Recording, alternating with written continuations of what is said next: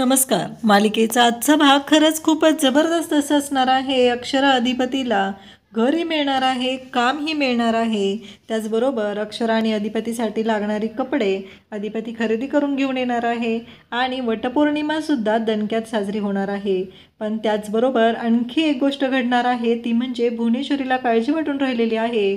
अधिपती नक्की कुठे आहे, काय काम करतोय, कशा परिस्थितीत राहत असेल याची काळजी तिला वाटत आहे. आणि अधिपती एक मोठी गोणी पाठीवर घेऊन आता सरकारांकडे येणार आहे. हे जेव्हा भुवनेश्वरी पाहणार आहे तेव्हा तिला खूप मोठा धक्का बसणार आहे.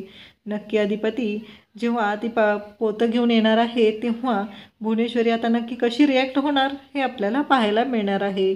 त्यासाठी हा व्हिडिओ शेवटपर्यंत पहा. तर ते काका जे आहेत ते अक्षरा आणि अधिपतीला घेऊन खोली दाखवायला येतात. मग अक्षरा अधिपती एकमेकांकडे पाहतात तेव्हा ते काका म्हणतात, माझ्याकडे अशीच खोली आहे, आता तुम्हाला कसं सांगायचं, शेवटी तुम्ही विचार करा, जर तुम्हाला जमलं तर राहते असं ते सांगतात. तेव्हा अक्षरा आणि अधिपती म्हणतात की चालेल, काहीच हरकत नाही आहे, फक्त साफसफाई करून घेतो इथली. तेव्हा ते सांगतात, आम्ही पण इथे शेजारी राहतोय, कसं आहे माणसं राहत होती ती सोडून गेलेत ना आता, त्यामुळे थोडीशी घाण वगैरे आहे. तेव्हा अधिपती म्हणतो की अहो माणसंच राहत होती ना इथे, ठीक आहे ना, मग त्यात काय एवढं, करतो आम्ही साफ, काहीच प्रॉब्लेम नाही असं अधिपती त्यांना सांगतो. त्यानंतर आपल्याला पाहायला मिळतं की ते म्हणतात की ठीक आहे, ही घ्या चावी आणि कुलूप, आणि तिथून जातात. त्यानंतर आपल्याला पाहायला मिळतं की अक्षरा अधिपती एकमेकांना सॉरी म्हणतात.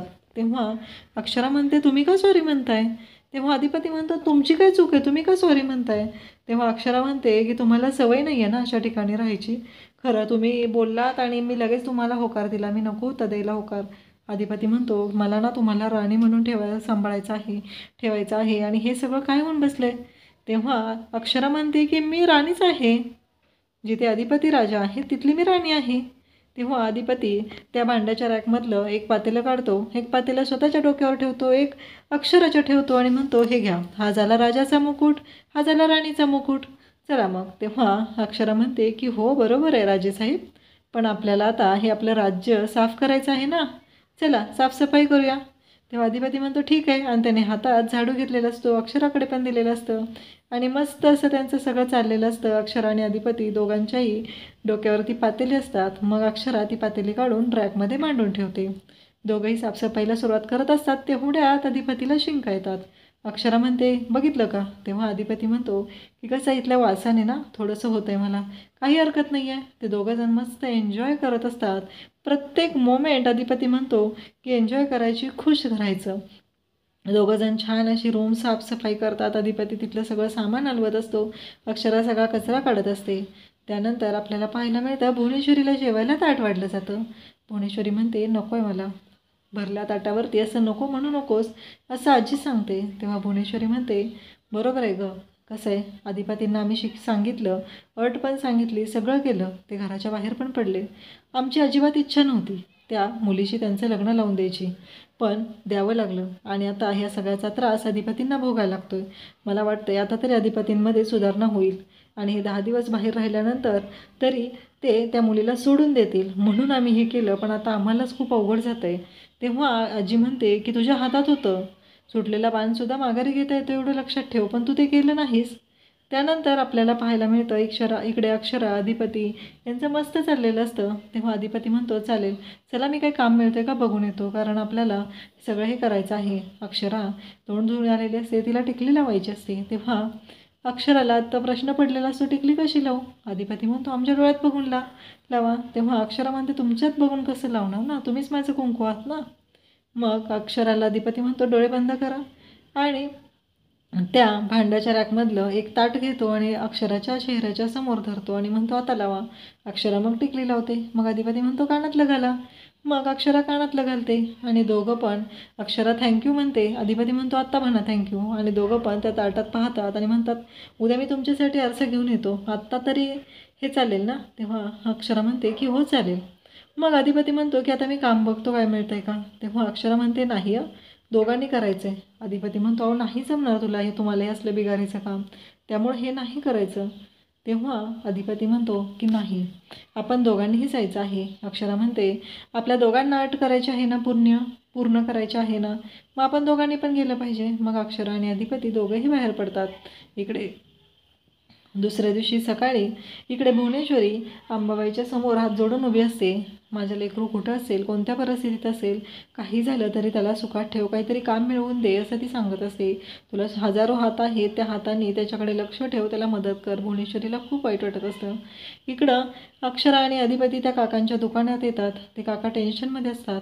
अधिपती म्हणतो घराला लॉक केलेला आहे, आता जाऊन येतो आम्ही जरा बाहेरनं. तेव्हा त्या काकांचं टेन्शन बघून अधिपती म्हणतो की काय झालं. तेव्हा ते म्हणतात की काम तर एवढं पडलेलं आहे, इतक्या सगळ्या ऑर्डर पूर्ण करायच्या आहेत, पण 2 कामगार होते ते सोडून गेलेले आहेत. अक्षरा आणि अधिपती एकमेकांकडे पाहतात आणि अधिपती म्हणतो आम्ही पण असं काम शोधायलाच चाललेलो, आम्ही करू का हे काम. तेव्हा ते काका म्हणतात पण कसं हे असं. अधिपती म्हणतो कसं आपलं ठरलं आहे की नाही एकमेकांना मदत करायची.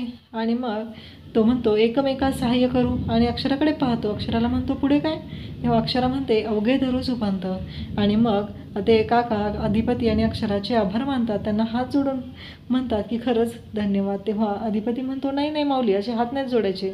तर अधिपती म्हणतो की चला आता आम्ही कामाला सुरुवात करतो. मग अक्षरा आणि अधिपती दोघं पण त्या कामाला सुरुवात करू लागतात. त्यांना खूप छान वाटत असतं. ते दोघंही इस्त्री करत असतात.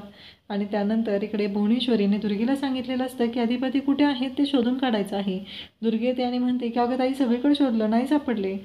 तर भुवनेश्वरी म्हणते कसं काय नाही सापडले, कोल्हापूर का इतकं मोठं आहे का. दुर्गी म्हणते मी शोधलं. भुवनेश्वरी म्हणते की एक गोष्ट लक्षात ठेव, मग तुझं तोंड घेऊन कशाला आलेस माझ्याच्या समोर. तुला मी सांगितलं होतं ना जोपर्यंत दिलेलं काम करत नाही तोपर्यंत माझ्या तोंडासमोर यायचं नाही. चल निघ आत्ताच्या आत्ता पुन्हा शोधायला सुरुवात कर. आणि त्यांची खालीखुशाली मला कळली पाहिजे. इकडे अक्षरा आणि अधिपती इस्त्री करत असतात, एकमेकांकडे पाहत असतात. अक्षरा घामाघूम झालेली असते, अधिपती पण इस्त्री करत असतो. आणि ह्या सगळ्या गोष्टी ते दोघंही मनापासून करत असतात, आपल्या संसारासाठी करत असतात. अक्षराचे केस तिच्या डोळ्यांवरती येत असतात. मग अधिपती अक्षराच्या जवळ जातो आणि ती केसांची बट मागे सरकवतो आणि तिला व्यवस्थित करून देतो. अक्षराही खुश होते. आता सगळं काम पूर्ण केलेलं असतात, सगळा ऑर्डर पूर्ण झालेल्या असतात आणि ते दोघंजण घरी येतात. अधिपतीने अक्षराला घरी सोडलेलं असतं आणि तो बाहेर गेलेला असतो का तर पूजेचं साहित्य आणायचं आहे आणि काही कपडे आणायचे आहेत म्हणून. ते सगळं घेऊन येतो, एक एक गोष्ट अक्षराकडे देत असतो. त्यानंतर अक्षरा म्हणते सगळं साहित्य आणलं ना. तेव्हा अधिपती म्हणतो हो सगळं साहित्य आणलं. आणि मग तो साडी देतो. अक्षरा म्हणते अहो एवढी महागाची साडी. तेव्हा अधिपती म्हणतो उद्या वटपौर्णिमा आहे ना, मग तुमच्यावर खुलून दिसेल. आणि त्याचबरोबर एका पिशवीत आरसा आणलेला असतो. तो आरसा तिला देतो आणि म्हणतो आता उद्या खूप छान तयार व्हा आणि आरशात पहा. त्यानंतर अक्षरा अधिपतीला मिठी मारते. दोघंही खुश होतात. दुसऱ्या दिवशी सकाळी अक्षरा खूप छान अशी साडी नेसून तयार झालेली असते. अधिपती पण आवरून तयार असतो आणि तो अक्षराकडे येतो. अक्षराला म्हणतो की खरंच खूप गोड दिसताय, छान दिसताय, पण ही गोष्ट राहिली होती. तर अधिपती हा चाफ्याची फुलं आणायला गेलेला असतो, कारण त्याने ठरवलेलं असतं की रोज चाफ्याची फुलं आणायची आणि अक्षराच्या डोक्यात केसात माळून द्यायची. मग अधिपती स्वतःच्या हाताने ती फुलं अक्षराच्या केसात माळून देत आहे. अक्षरा म्हणते आता सगळं पूर्ण आवरून झालं असं वाटतं. मग आता वडाच्या झाडाला पूजा करायला जायचं असतं. त्याआधी अक्षरा म्हणते की आज वटपौर्णिमा आहे, मी तुम्हाला नमस्कार करते. अधिपती म्हणतो नाही, तुम्ही जर नमस्कार करणार असाल तर मी पण करणार आहे. आणि दोघांची टक्कर होते, हसत राहतात. मग अधिपती अक्षराला मिठीत घेतो. आता अक्षरा वडाची पूजा करण्यासाठी जाते. इकडे भुवनेश्वरी पण देवीच्या समोर हात जोडून उभी असते. आजी येते आणि म्हणते भुवे तुला माहिती आहे ना आज वटपौर्णिमा आहे. तेव्हा भुवनेश्वरी म्हणते की हो. आणि मग भुवनेश्वरीने तयार केलेलं ताट असतं, ती पूजेसाठी जाणार असते. इकडे अक्षरा पण पूजेसाठी आलेली असते आणि ती शिवानीची वाट बघत असते. पण सगळ्या बायका पूजा करत आहात ते पाहून अक्षराला आठवतं की नवरा हाच हवा. आणि मग अक्षरा स्वप्नात जाते आणि तिने छान साडी घालून तयार झालेली आहे. अधिपती तिथं आलेला आहे आणि अधिपती तिला एक नथ देतो. त्या नथवरती अहो लिहिलेलं असतं.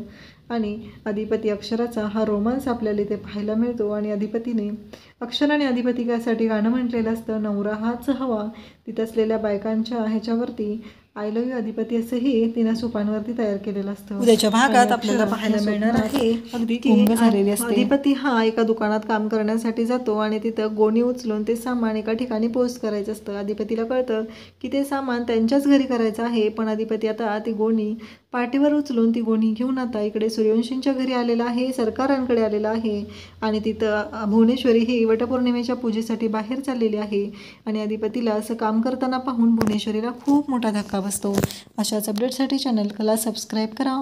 थँक्यू.